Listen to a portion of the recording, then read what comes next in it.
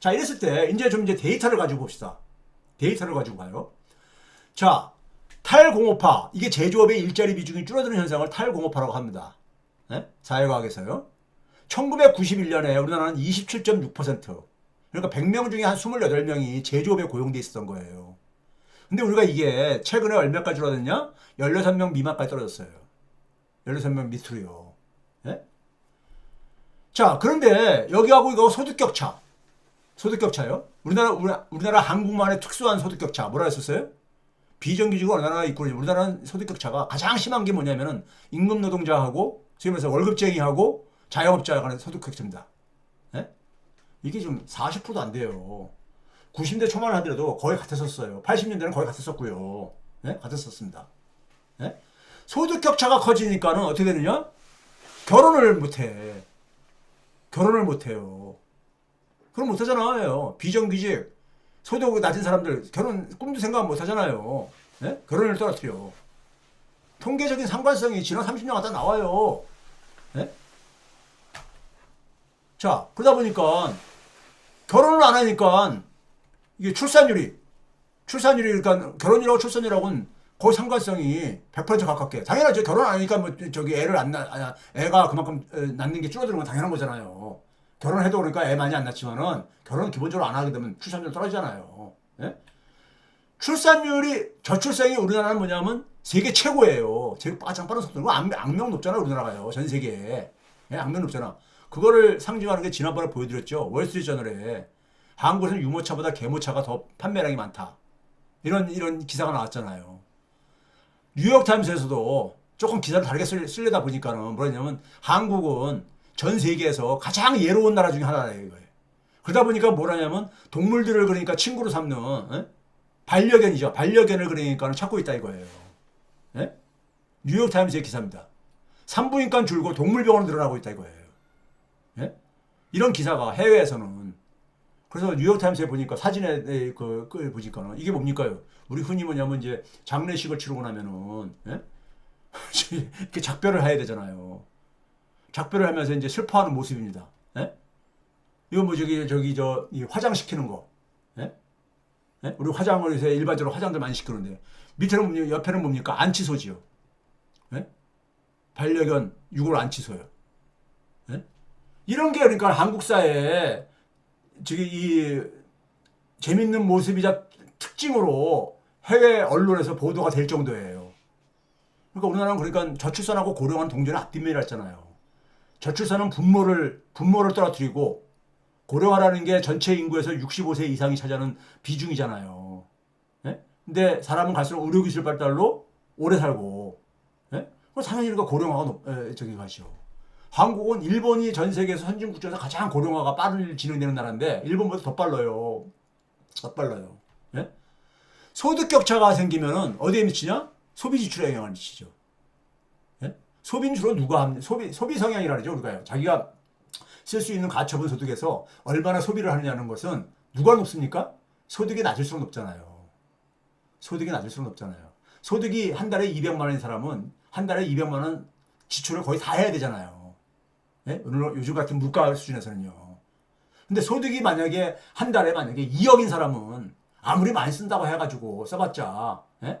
뭐, 10배인 2천만 원, 3천만 원 쓰면은 될 게 아닙니까? 그러니까 그렇게 되게 되면 비중이 얼마나 됩니까? 여기는 10%뿐이 안 되잖아요. 고소득자는. 극단적인 비율을 했지만은. 그러니까 소득 격차가 심할수록 그 나라의 소비 지출은 줄어들 수밖에 없어요. 내수가 그렇게 약해질 수밖에. 이건 경제 이론적으로 우리가 나와 있는 개념입니다. 실제로 통계적인 상관성이 92%입니다. 상관성이 소득 격차하고 가계 소비 지출하고요. 예? 그 다음에 고령화가 되니까 노동 생산성이하고 반대로 움직이잖아요. 이건 뭐 이것도 상식적이죠. 노동력 중에서 나이 든 사람이 많을수록 생산성이 떨어지는 건 상식적인 얘기 아닙니까? 예? 지금 우리나라 지금 최근에 이 일자리 취업자는 주로 70세 이상으로 다 메꾸고 있는데 60세도 아니고 70세 이상으로요. 예? 생산성이 떨어지면 경제성장률이 떨어지죠. 문제는요, 경제성장률이 지금처럼 이렇게 떨어짐이 있잖아요. 지금 같은 상황 쓰면 어떻습니까? 우리가 성장률이라는 것은 그 나라 평균적인 국민소득의 증가율입니다. 국민소득의 평균 증가율이에요. 평균이라는 개념은 뭡니까요? 높은 소득이 많이 오른 사람도 있고 5% 10% 오른 사람도 있고 거기는 마이너스도 있다는 얘기예요. 그러면 성장률이 0%로 가면요 한 절반 정도는 소득의 후퇴를 경험합니다. 끔찍한 일입니다. 끔찍한 일이에요 이거요. 네. 자, 그 다음에요. 탈공업화 충격이 경쟁과 교육비 심화, 저출산에 어떻게 소비출의 이제 이 메커니즘입니다. 제가 그랬잖아요. 우리나라 산업 체계가 기본적으로 교육 체계에도 그대로 영향을 미쳤다 그러잖아요. 자, 탈공업화하고 사교육비하고 상관성입니다. 83%. 예? 1인당 월 평균 사교육비하고 탈공업화고요. 출산율하고 사교육비 상관성 94%. 이건 뭐 한국은행에서도 과거에 저기 실증 분석했지요. 1위가 그러니까는 임금 불평등, 2위가 뭐냐면 주거비, 3위가 뭐냐면은 이 사교육비로 나왔던 거 그대로 통계적으로 확인되어집니다. 예? 사교육비하고 가계 소비 지출 상관성. 예? 사교육비 많아지게 되면 그만큼 가계가 쓸 돈이 부족해지는 거 이것도 상식적인 거 아닙니까? 자, 그다음에 이제 부동산. 아까 제가 그랬잖아요. 산업 체계, 교육 체계, 그다음에 뭐냐면 우리나라 이 부동산 공화국 이 세 개가 맞물려 있다 했잖아요. 근데 산업 체계가 지금 붕괴되고 있고 교육 체계가 붕괴되고 있고 네? 붕괴되고 있고 교육 체계가 붕괴되고 있습니다. 여러분들은 의료 체계라든가 의료 교육의 붕괴를 여러분들은 가볍게 보시는 분이 있을 텐데 아닙니다. 이거 교육 체계 전반을 흔들 겁니다. 전반을. 예. 의료 교육이 우리나라 교육에 있어서 가장 경쟁이 치열한 곳이잖아요. 중에 하나잖아요. 예? 가장 경쟁이 치열한 곳. 거기가 붕괴되고 있잖아요. 예? 자, 그다음에 이제 부동산을 봐봅시다. 탈공업화가 되면서 부동산 자산 비중이 쫙 올라가잖아요. 사람들이 일자리가 취약해지니까는 일자리 생태계가 취약해지니까는 재테크, 부동산 중심의 재테크를 하는 거예요. 상관성 96%입니다. 주거비용. 대한민국이 주거비용에 있어서 제가 그랬잖아요. 중국의 대도시 상해나 북경 다음으로 높은 나라라고. 예? 주택가격하고 출산율 봐보세요. 상관성 이것도 거의 90%에 가깝잖아요. 예? 주택가격이 높으니까 당연히 결혼들 못할 게 아닙니까? 결혼들이요. 그렇죠? 예? 주택가격이 높으면 우리 상식적인 얘기잖아요. 그러니까 출산율 떨어지지. 부동산 자산 비중하고 주거비 상관성 94%가 넘어요. 예? 부동산 자산 비중이 높아질수록 주거비도 같이 올라간다 이거예요. 부동산 자산 비중이 높을수록. 근데 부동산 자산 비중과 소득 격차 상관성 95%. 예? 이게 그러니까 다 맞물려 있는 거라니까요. 그 결과 어떻게 됩니까? 돈을 풀게 되면 돈이 경제활동으로 안 가요. 경제활동으로. 어디로 가요? 돈이 그러니까 실물 경제활동으로 안 가고 땀 흘려 일하는 곳으로 안 가고 부동산, 자산시장으로 다 하는 거야. 자산시장으로. 돈이 필요한 사람들한테 안 가지요. 중간에 파란색이 0.615까지 쫙 떨어졌잖아요. 외환위기 때 한 1 정도 됐었는데 이게 쫙 떨어지잖아요. 부동산 자산 비중이 높아질수록 가계부채? 당연히 증가하죠. 당연히 증가하죠. 이거 상식적인 거잖아요. 그렇죠? 이것도요. 가계부채가 높아질수록 소득격차도 같이 높아지죠. 가계부채하고 소득격차 상관성이 96%가 됩니다. 네? 왜 그렇습니까? 가계부채가 높아지면은 가계소비가 줄어들어. 가계소비가 줄어들게 되면 자영업자의 상대소득이 줄어듭니다. 예? 예, 그렇죠? 자, 가계부채하고 가계소비 지출 상관성이 또 92%입니다. 가계부채가 높아지니까는 사람들이 원리금 갚느라고 소비 지출할 여력이 없잖아요. 내수가 취약해지는 이유예요.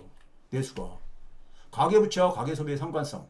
예? 여기 봐보세요. 지난 30년간. 소비가 억압되니까 성장률 떨어지죠. 예? 똑같은 조건에서 소비가 내수가 줄어들게 되면 성장률 떨어지는 건 당연히 상식적인 거 아닙니까? 그렇죠? 자, 그 결과가 뭡니까? 제가 지난주 뉴스공장 가서 얘기했지만은 우리나라 지금 그러니까 이 상가 공시률이 역대 최고입니다. 통계를 부동산에서 집계한 이래 최고예요. 중대형 상가든 소형 상가든 간에. 예? 쫙 증가하잖아요. 코로나 팬데믹 때보다 더 높아. 계속 증가하고 있어요. 이건 중대형 상가, 근데 그럼 우리가 아직도 비싸요. 뭐 이러는데 싸진다고 해서 그게 공실률이 줄어들 것 같습니까? 싸진다고? 임대 가격이 또 하락 추세를 보이고 있어요. 제가 정체를 보이고 있지만요. 소규모 상가 공실률입니다. 소규모 상가 공실률도 쫙 증가하고 있잖아요. 소규모 상가의 임대료도 떨어지고 있잖아요. 수요가 없으니까 떨어질 수밖에 없어요. 이거 여전히 비싸다 그러지만은 지역에 따라 차이는 있겠지만요. 상반기에 소규모 상가 임대 지역별 공실률을 잠깐 봐보세요. 상반기까지 나왔으니까는. 예? 6월 말 기준인 거죠. 이거 보게 되면은 세종이 1등입니다. 이게 당연한 거 아니에요? 세종에 엄청난 투기바람이 일어났었잖아요. 세종시에. 그 결과인 겁니다.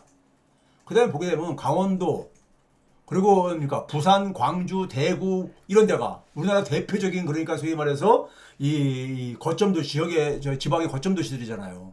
전국 평균이 8%인데 이들 지역은 그러니까는 소위 부산, 광주, 대구 이런 데는 9%대인 거야. 예? 9%대. 서울이 6.5고 제주가 3.8인데, 그러니까 이렇게 지역별로 이 차이가 그 여러분들 지역의 그 상황을 잘들 이게 이해가 되실 겁니다.